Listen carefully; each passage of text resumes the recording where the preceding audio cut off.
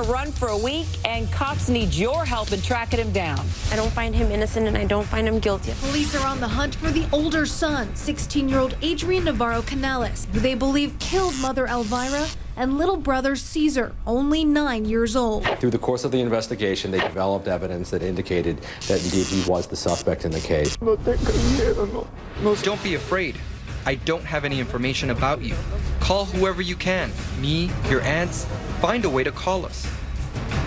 Unleash the Lawyer is joining me tonight. Defense attorney from L.A., Brian Claypool, also with me tonight. Veteran trial lawyer, death penalty qualified prosecutor Eleanor Odom out of the Atlanta jurisdiction. All right, out to you, Brian Claypool. He's 16 years old. Let's get him lined up there. He's 16 years old. He can be treated as an adult. As a matter of fact, Brian, although the U.S. Supreme Court says he cannot get the death penalty due to his age, he can be treated as an adult, Brian. Well, Nancy, he can be treated as an adult, but I think you're putting the cart before the horse. We don't even know the mental history of the suspect, Mr. Canales. The evidence here suggests a crime committed by somebody who doesn't really know what they're doing. He didn't do anything to try to cover up the crime. Leaves the knife in his mom's chest, goes to the mall, sitting there by himself. I mean, this suggests Brian, that we need to look into the background of him. No, I don't know why you're saying he seemed not to know what he was doing. He didn't try to cover it up. Insanity, Nancy. Insanity defense. To the contrary, Insanity. Let's look at the facts. He barricaded the door. He would not let anyone in or out. He himself, we believe, stayed in there with the bodies until he could get out without detection. He turned off his cell phone so he couldn't be found by ping. You know, Eleanor, the reality is he hid the entire thing. You had the boyfriend, you had relatives, you had friends trying to reach him, worried about him. All this time, he had just murdered his own mother and little brother. Well, Nancy, you're exactly right. It just shows his complete disregard for human life.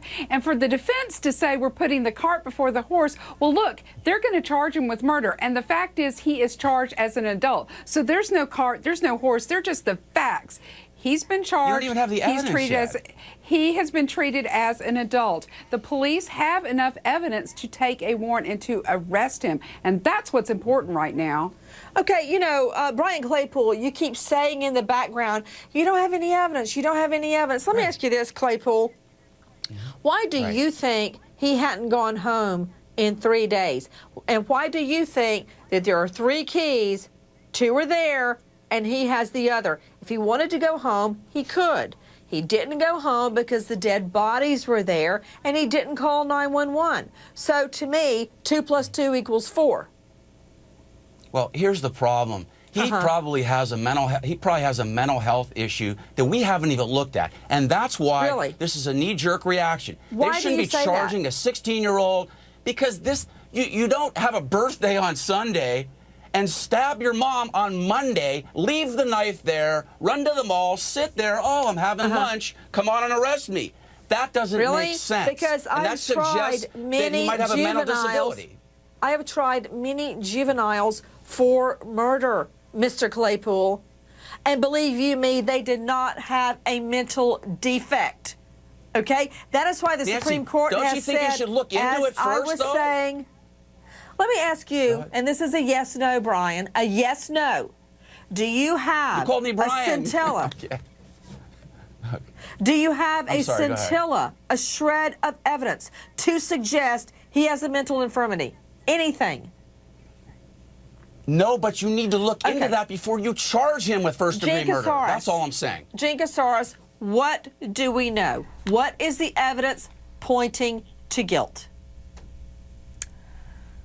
Access to the home, no evidence of forced entry at all, that limited number of keys, a knife from the knife block in the home, the consciousness of guilt text that said, oh, sorry, our phones have been dead and my mom and my brother, they're asleep. Sorry, that's why they haven't gotten back to you. Knowledge of what had happened. Asleep for 3 days?